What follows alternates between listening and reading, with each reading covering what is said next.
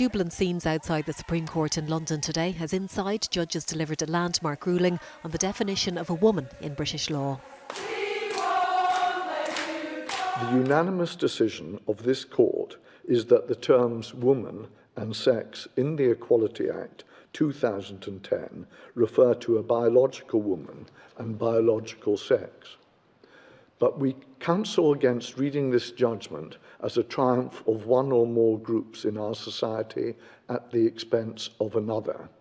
It is not.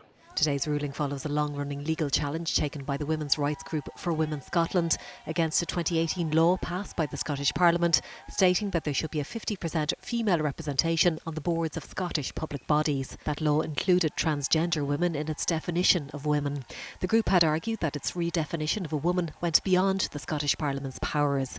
Campaigners took their case all the way to the Supreme Court and today, after many years, celebrated victory. Everyone knows what sex is and you can't change it. So it's common sense, basic common sense, and the fact that we have been down a rabbit hole where people have tried to deny science and to deny reality, and hopefully this will now see us back to reality.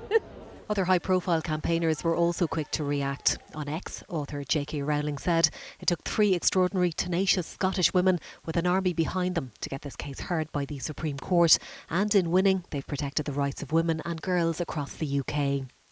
But others expressed serious concerns about what today's ruling means. Well, obviously, I'm disappointed. No judge can tell me who I am. It just feels as if it's an attack on trans people, even though the judge went out of his way to clarify that it wasn't. It just feels like an attack on trans people. A spokesperson for the British government said today's ruling brings clarity and confidence for women and service providers such as hospitals, refuges and sports clubs. Geraldine Lina, Virgin Media News.